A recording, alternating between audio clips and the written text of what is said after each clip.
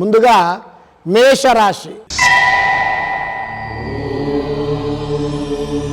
మేషరాశి అనగానే కొంతమందికి మనకు తెలుసు అశ్విని నక్షత్రము, భరణి నక్షత్రము, కృత్తికా నక్షత్రం మొదటి పాదం, ఇదైతే మనకు మేషరాశి అంటారు.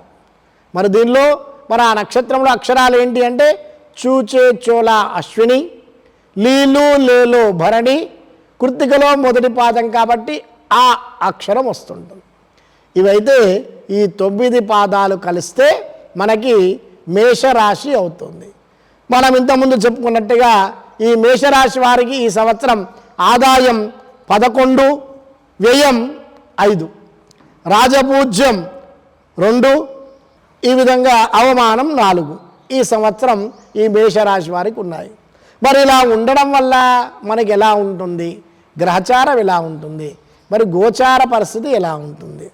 ముందుగా గ్రహచారం అంటే ఏంటి అంటే మనకు ఉన్నటువంటి యొక్క గ్రహాలు, ఈ నవగ్రహాలు ఏవైతే ఉన్నాయో ఈ గ్రహాల యొక్క సంచారం అనేటువంటిది ఈ 12 రాశులలో మనకు తిరుగుతూ ఉంటుంది. అలా ఒక్కొక్క స్థానంలోకి ఒక్కొక్క గ్రహం వస్తూ ఉండడం వల్ల దాని యొక్క పరిస్థితులు అనేటువంటివి మనకి ఏర్పడుతూ ఉంటాయి. అందులో ముఖ్యంగా మనకు కనిపించేటువంటివి గురువు ఈ సంవత్సరం 3వ స్థానం 4వ స్థానంలో గురువు ఉన్నాడు, 12ంట శని ఉన్నాడు, 11లో రాహు ఉన్నాడు, 5ంట కేతు ఉన్నాడు మేషరాశి వారికి ఈ సంవత్సరం. మరి ఇలా ఉండడం వల్ల మరి ఏమవుతుంది మనకి అంటే మనం చేసేటువంటి వృత్తి వ్యాపారుల యందు కొద్దిగా జాగ్రత్తగా ఉంటూ ఉండాలి. 12వ స్థానంలో శని ఉన్నాడు కాబట్టి కొద్దిగా జాగ్రత్తగా ఉంటూ ఉండాలి.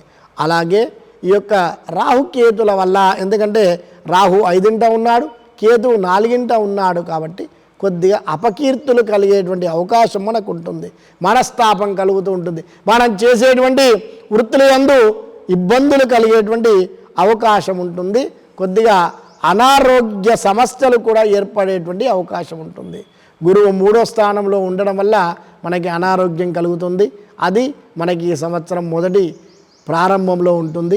తర్వాత 4వ స్థానంలోకి మన గురుడు ప్రవేశం చేసిన తర్వాత మనకి శ్రావణ మాసం నుంచి చక్కగా ఆరోగ్య సమస్యలు అనేవి కూడా చక్కగా ఉంటాయి. ఈ ముందు జరిగేటువంటి యొక్క మాసాలలో ఆ యొక్క మనం చేసేటువంటి వృత్తుల యందు, మనం చేసేటువంటి వ్యాపారాల యందు కొద్దిగా ఆటంకాలు అనేటువంటివి కలుగుతూ ఉంటాయి.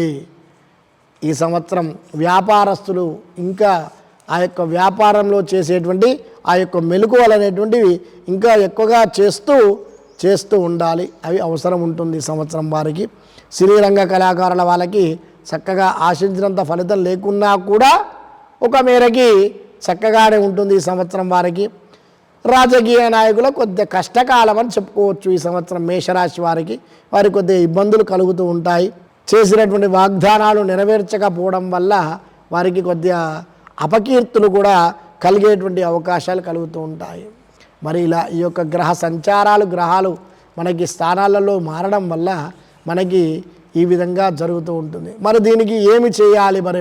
మరి మంచిగా మనకు ఉండాలి, ఈ సంవత్సరం అంతా కూడా అనుకూలంగా ఉండాలి, ఈ వచ్చేటువంటి ఒడిదొడుకులు తట్టుకొని చక్కగా మనం ఉండాలి, అనారోగ్య సమస్యలు తొలగిపోవాలి అంటే దానికి చక్కగా ఈ యొక్క రాశుల వాళ్ళు సుందరాకాండ పారాయణం చేసుకోవడం వల్ల కానివ్వండి, ఆ పారాయణాన్ని వినడం వల్ల కానివ్వండి, ఈ యొక్క అనారోగ్య సమస్యలు, ఇతర బాధలన్నీ కూడా అందరికీ తొలగిపోతూ ఉంటాయి. మంగళవారం, గురువారం, శుక్రవారాలలో చక్కగా దేవాలయానికి వెళ్ళి అక్కడ దీపారాధన చేసుకొని అక్కడ ఉన్నటువంటి ఆ యొక్క స్వామిని పుష్పాలతోటి అలంకరించినట్లయితే వారికి ఈ సమస్యలు అనేటువంటి తొలగిపోతూ ఉంటాయి.